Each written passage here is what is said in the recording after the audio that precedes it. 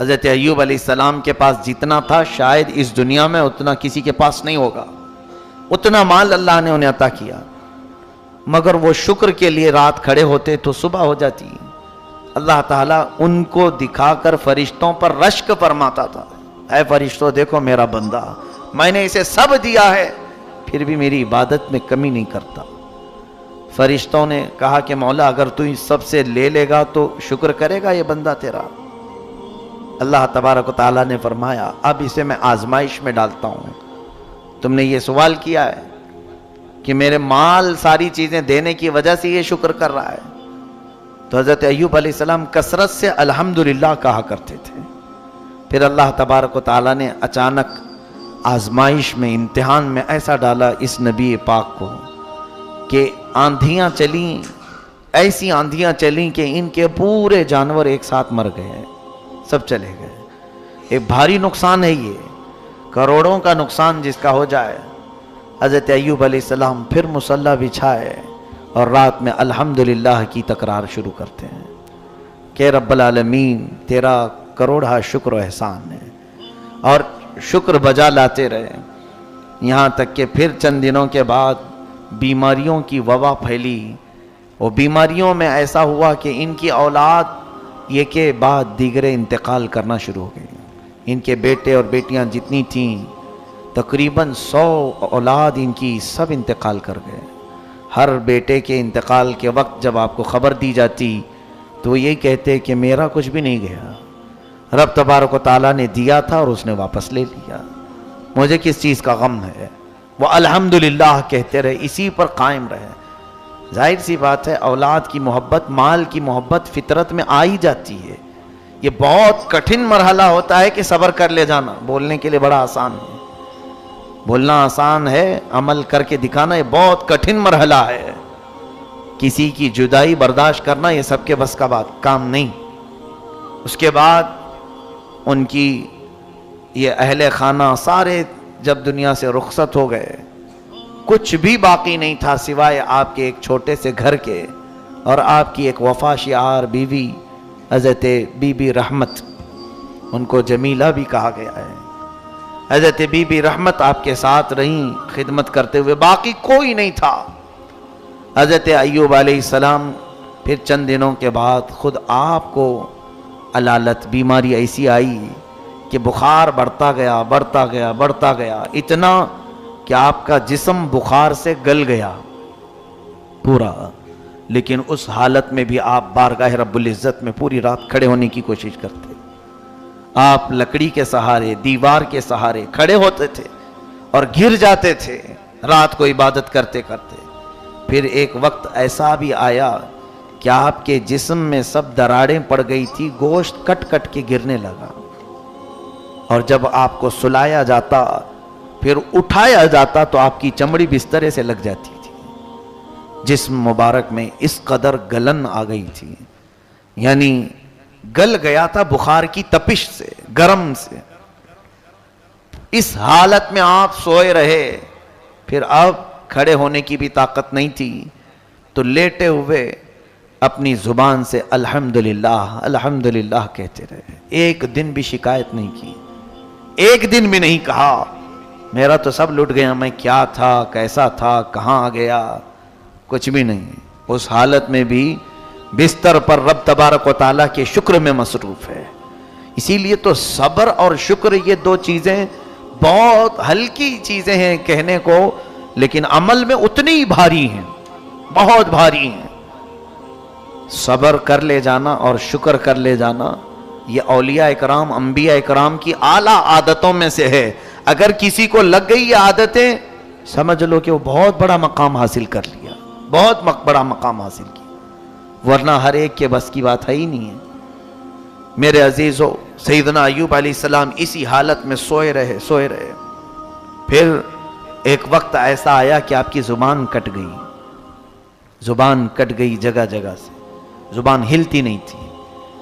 اس حالت میں بھی ان کی وفا شعار خاتون حضرت بی بی رحمت انہیں چھوڑ کر نہیں گئیں۔ اس خاتون کو ہماری عورتیں آئیڈیل بنا لیں، نمونہ بنا لیں۔ آج اگر تمہارا شوہر صحیح سلامت ہے، تمہیں دیکھ رہا ہے، کما رہا ہے، تو اس کے آگے پیچھے گھوم رہی ہو. جہاں اس کی نوکری چھوٹی، جہاں اس کی صحت میں کمی آئی، تم فوراً شکایتیں شروع کرتی ہو اور پھر کوشش میں یہ لگی رہتی ہیں کسی بھی طرح سے بھاگ جائیں چھوڑ کر کے. کچھ نہیں کرتا ہے. اس کی صحت مندی کے دنوں میں تو کچھ کیا اس نے. اگر آج اس پر کوئی چیز آفتیں آ گئی ہیں، بارگاہ رب العزت میں دعا کرو کہ مولا اس پر آئی ہوئی بلائیں ٹال دے. اللہ تعالیٰ بیوی کی دعا سے شوہر کو صحیح فرماتا ہے، لیکن ناشکری بیویوں سے نہیں. اور حدیث پاک میں یہ بھی ہے، حضور صلی اللہ علیہ وسلم فرماتے ہیں میں نے جہنم میں اکثر عورتوں کو دیکھا معراج کی رات میں. صحابہ سے صحابیات اس وقت جو موجود تھیں حضور سے پوچھتی ہیں یا رسول اللہ کیوں عورتیں زیادہ کیوں تھیں؟ اللہ کے نبی فرماتے ہیں یکفرن العشیر، کہ وہ اپنے شوہروں کی ناشکری بہت کرتی ہیں. ناشکری. اور حضور نے یہ لفظ بھی بتا دیا حدیث پاک میں کہ زندگی بھر اس کے ساتھ اس کا شوہر اچھا کرتا ہے، کبھی اس کی خواہش کے مطابق کوئی کام نہیں کیا تو وہ پورے کاموں کو یوں کہہ دیتی ہے کب تم نے میرے ساتھ اچھا کیا. یہ جملہ اس کو جہنم میں لے جائے گا. یہ تو عادت سی بنی ہوئی ہے گھروں میں. میری بہنیں، عزت مآب خواتین، ان تمام چیزوں سے پرہیز کرو.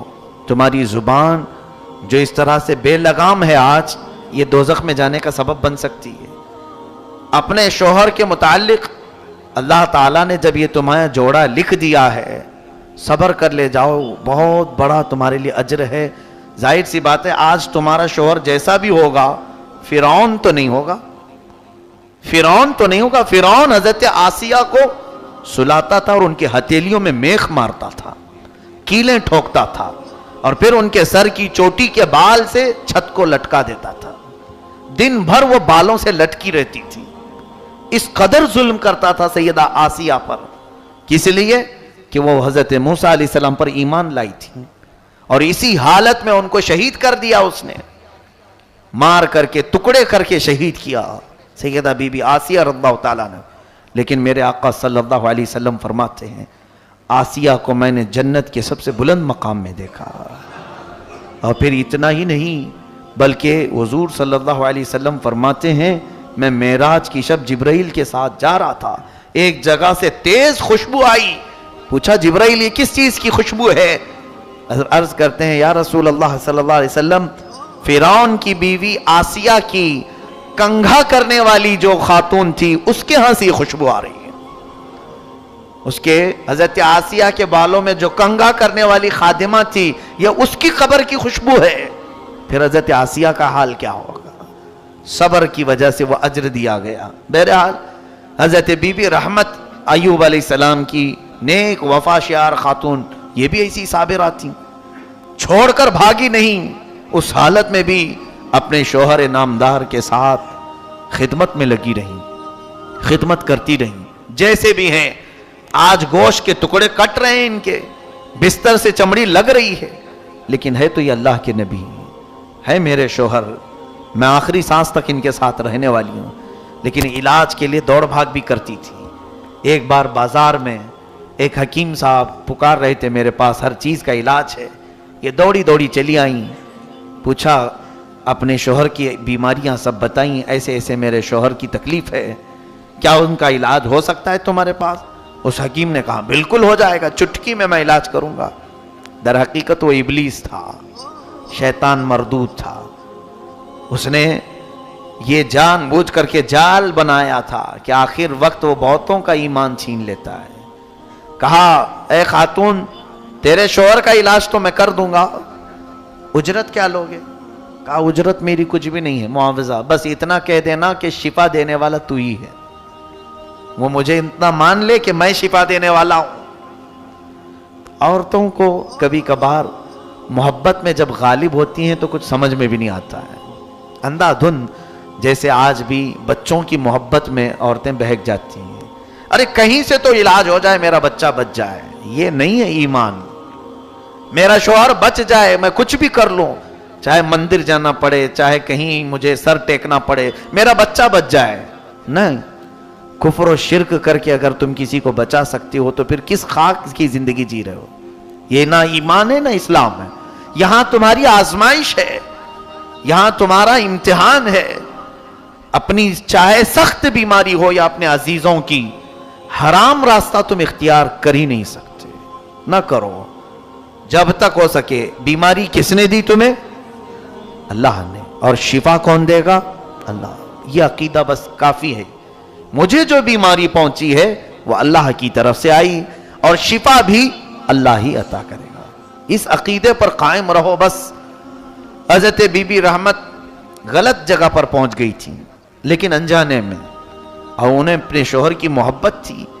ان کو خیال بھی نہیں آیا کہ کیا گمراہ کرنے کی بات کیا ہے، کچھ نہیں سوچا. انہیں دوڑتی دوڑتی آئی، اپنے شوہر سے کہہ دیا اب آپ کا علاج ہو جائے گا، اب گھبرائیے مت، میں نے اچھا ڈاکٹر تلاش لیا ہے، اچھا حکیم مل گیا ہے. کہا کیا؟ کہاں سے حکیم ملا؟ کہا بازار میں ایک بہت بڑے بزرگ ہیں، اچھے حکیم ہیں. کہا اجرت تم کہاں سے دو گی؟ ہمارے پاس تو کچھ ہے نہیں. کہا نہیں، وہ اجرت بھی نہیں لیں گے. انہوں نے اتنا ہی کہا ہے کہ بیماری صحیح ہونے کے بعد آپ اتنا کہہ دیں کہ شفا دینے والا تو ہے. جلال میں آ گئے ایوب علیہ السلام بیماری کے عالم میں. کہا اے جمیلہ تم کسی حکیم کے پاس نہیں، ابلیس لعین کے پاس گئی تھی. اللہ کی قسم سنو، ایوب علیہ السلام قسم کھاتے ہیں، اللہ کی قسم اگر میں صحیح ہو گیا تو تجھے 100 کوڑے ماروں گا. بیماری میں ایک ہی عورت ساتھ رہی ہے، کوئی نہیں ہے. اس کے باوجود یہ ایمان کی اعلیٰ مثال اگر کہیں ملتی ہے تو نبیوں کے دربار میں. انہوں کو کسی سے کوئی پرواہ نہیں ہے کہ یہ چھوڑے گا وہ چھوڑے گا، مجھے کچھ نہیں. مخلوق سے ان کی کوئی پرواہ ہی نہیں ہوتی. وہ نبی اللہ تھے، اللہ کے نبی تھے. ان کا عقیدہ تو اپنے رب کے ساتھ بڑا مضبوط تھا. جاتا ہے کوئی تو جائے، میرا مولا مجھے پرورش کرے گا. بی بی رحمت کو آپ نے قسم کھا کر کے کہا، تب بھی وہ بھاگ کر کے نہیں گئیں. ایک تو بیماری میں تمہارا اچھا کرنے گئی اور الٹا تم مجھے مارنے کی بات کر رہے ہو، اور وہ بھی قسم کھا لیا کہ مجھے 100 کوڑے مارو گے. اگر اس زمانے میں کسی خاتون کو کہہ دیں تو وہ پورا بکھیڑا کھڑا کر دیں، ہمیں کھلا چاہیے، طلاق چاہیے، مجلس بٹھاؤ، میٹنگ بٹھاؤ، بہت سارے معاملات. یہاں پر ایک چیز سیکھنے کو ملتی ہے کہ اگر ایمان میں مرد مضبوط ہو، اپنی عورتوں کے متعلق یہ کہہ دے چاہے ہمارے گھر میں کچھ بھی ہو جائے، غلط راستے کے ذریعے سے کوئی چیز ہمارے گھر نہ پہنچے گی. بس اس پر آپ قائم رہیں. دیکھیں پھر آپ کی اولاد بھی، آپ کا گھرانہ بھی اس طرح سے چلے گا کہ اللہ تبارک و تعالیٰ سارے صالحین آپ کی نسل میں پیدا فرمائے گا. لیکن ہم مجبوریوں کے عالم میں یہ سوچ لیتے ہیں کہیں سے بھی آ رہا ہے چلا لو یار، آج غربت ہے، تنگی ہے، کہیں حرام کا آ رہا ہے چلا لو. بہت سارے لوگوں کے گھر اس طرح سے تباہ و برباد ہو گئے. یاد رکھنا کبھی تم مالدار تھے، بڑے پیسے والے تھے، جیب میں ہمیشہ مال بھرا رہتا تھا، اچانک ایسی بندش لگ گئی کہ اب کچھ بھی نہیں آتا، خال خال پھر رہے ہیں. ایسے حالت میں تمہارا امتحان چل رہا ہوتا ہے. اب تمہاری بیویاں اگر صابرہ ہوں تو کہیں گی کہ چھوڑو، اچھے دن بھی ہم نے دیکھے ہیں، یہ برے دن بھی ٹل جائیں گے، اللہ تعالیٰ پھر اچھے دن لے آئے گا. لیکن اگر کوئی یہ کہنا شروع کر دے خالی خالی پھر رہے ہو، کیسے چلے گا، جاؤ کہیں سے منہ مار کے لے آؤ. پھر اگر وہ منہ مارنے کی بات آئے تو کسی کو دھوکہ دے، کسی کو ٹوپی پہنائے، کسی کو جھوٹ بولے، کہیں سے سود سے حاصل کرے، چوری سے حاصل کرے، ڈکیتی سے حاصل کرے. مال آیا تو یہاں دو کی ذمہ داری. اگر بیوی گھر میں لے آئی تو شوہر کی ذمہ داری یہ پوچھے کہ کہاں سے آیا، پوچھے نہیں، ارے کہیں سے تو لے کے آ رہی ہے، کچھ تو کر کے لا رہی ہے، گھر چل رہا ہے نا. اور اگر شوہر لا رہا ہے ایسے تنگ دستی کے دنوں میں تو عورت کی ذمہ داری ہے پوچھے کیا میاں آپ کو کام لگ گیا، حلال ذریعے سے مال آ گیا آپ کے پاس. کیونکہ یہ وقت، یہ سچویشن ایک دوسرے کا مدد کا ہوتا ہے، تعاون کا ہوتا ہے. جب غربت اور تنگ دستی ہمارے اوپر چھا جائے، کہیں سے آمدنی کے ذرائع نہیں نظر آ رہے ہیں، تو اس وقت دونوں کی ذمہ داری ہوتی ہے ایک دوسرے کا تعاون کریں اور پھر جانچ پڑتال بھی کرتے رہیں. اتنے دن سے تو سوکھا سوکھا تھا، اب کہاں سے آ گیا، کہیں کوئی غلط راستے سے تو نہیں آیا. کیونکہ اچھے دنوں میں غلط راستے پر جانے کے چانسز کم ہوتے ہیں، غربت اور تنگ دستی میں غلط راستے پر جانے کے بہت چانسز ہوتے ہیں. چور اکثر مال سے پریشان ہو کر کے کرتے ہیں. جسم کا دھندا کرنے والے غربت سے تنگ آ کر کے کرتے ہیں. ڈکیتی کرنے والے، اپنا جسم بیچنے والے، یہ تمام جو گناہ آج منظر عام پر آتے ہیں، اس کے پیچھے اگر کوئی سبب ہوتا ہے تو وہ تنگ دستی ہے. غریبی، پیٹ، بھوک انہیں لے آتی ہے. بہت سارے کاموں میں کئی ایسے مسلمان بچیاں اور مسلمان بچے چلے گئے، بہت سارے کس کام میں لگے ہیں؟ معاذ اللہ رب العالمین. پچھلے سال کی بات ہے، مجھے ایک صاحب نے بتایا تھا کہ یہ اپنے جسم کو بیچنے کے کام شروع کر چکے ہیں کہ انہیں اس کی نمائش کے، اس کے استعمال کے اچھے خاصے پیسے دیے جاتے ہیں. اے میرے عزیزو، کہ اللہ تعالیٰ کی یہ امانت تمہیں اس کام کے لیے استعمال کے لیے دیا ہے مولا نے، اس غلیظ کام کے لیے جس میں اگر تمہارے عیب رب تبارک تعالیٰ کھولے تو معاشرے میں رہنے کے قابل نہ ہو.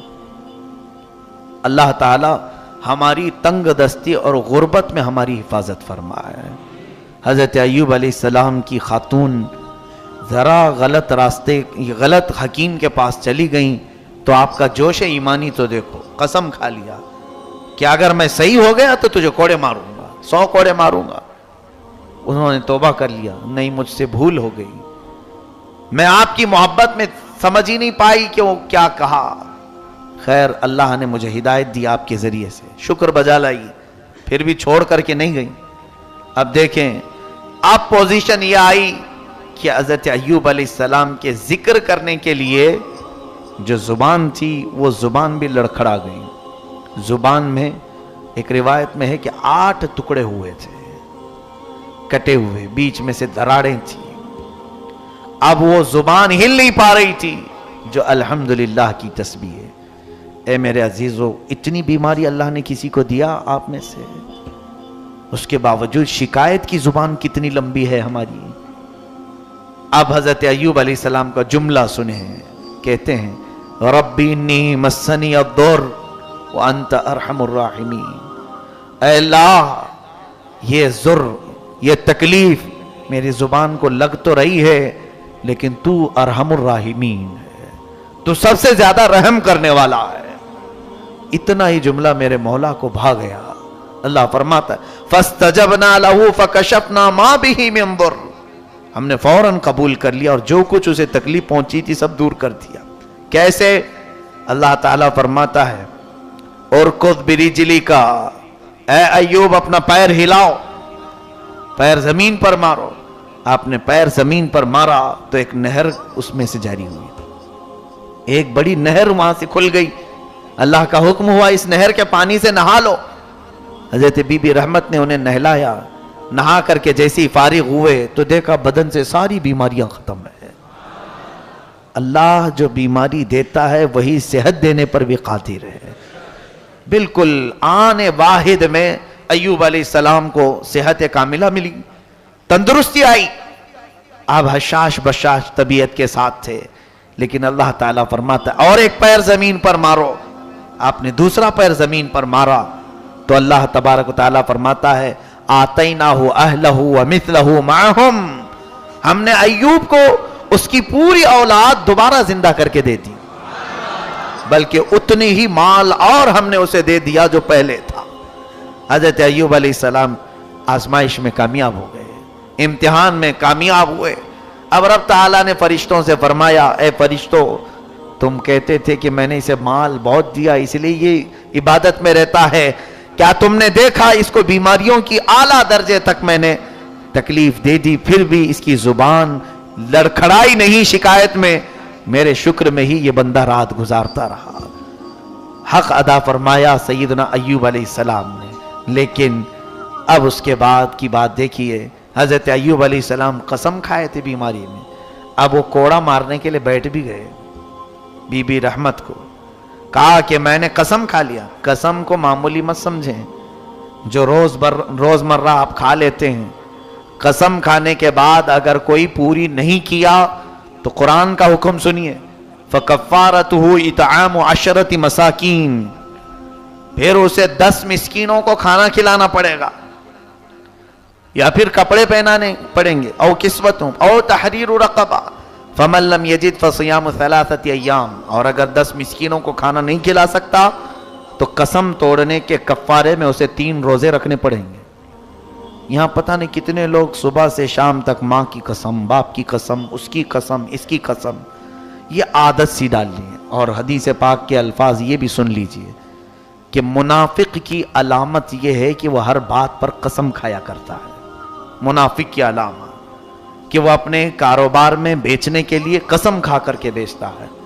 لا تجعلوا اللہ عرضۃ لایمانکم، اللہ کو اپنی قسموں کا نشانہ نہ بناؤ، اللہ فرماتا ہے۔ قسم کھانے کی جو ضرورت ہے وہ بہت الگ چیز ہے، جہاں یقینی بات کہی جاتی ہے وہاں پر قسم یاد کی جاتی ہے۔ اب سنیے، نبی کی قسم ایسے نہیں ہوتی کہ کھا لیے اور چھوڑ دیے، ایسا تو چلتا رہتا ہے نا، اس کو پورا کرنے کے لیے بیٹھے۔ اب 100 کوڑے عورت کو ماریں گے تو مری جائے گی۔ بی بی رحمت اور اتنی وفا شعار خاتون کی بیماری میں بھی ساتھ نہ چھوڑی، لیکن کیا ہے، حضرت ایوب علیہ السلام نے جو کوڑے مارنے کی قسم کھائی اس کو پورا کرنے بیٹھے ہی تھے کہ اللہ تعالیٰ کو رحم آیا، مولا تعالیٰ نے جبرائیل امین کو بھیجا، کہا ہے جبرائیل جاؤ، میرا بندہ اپنی قسم پوری کر کے رہے گا، کیونکہ انہوں نے قسم یاد کی، قسم کھایا ہے تو یہ پوری کر کے رہیں گے۔ ان سے کہہ دینا خذ بیدک ضغطا فاضرب به ولا تحنث انا وجدناه صابرا۔ اللہ فرماتا ہے ایوب سے کہنا ایک جھاڑو لے لے جس میں 100 کاڑیاں ہوتی ہیں، ایک بار بی بی رحمت کو مار دے، اس کی قسم پوری ہو جائے، 100 کوڑے کے برابر۔ یہ رب تبارک و تعالی ہے، جب وہ چاہے اپنے معاملات میں تخفیف اور آسانی بھی فرما دے۔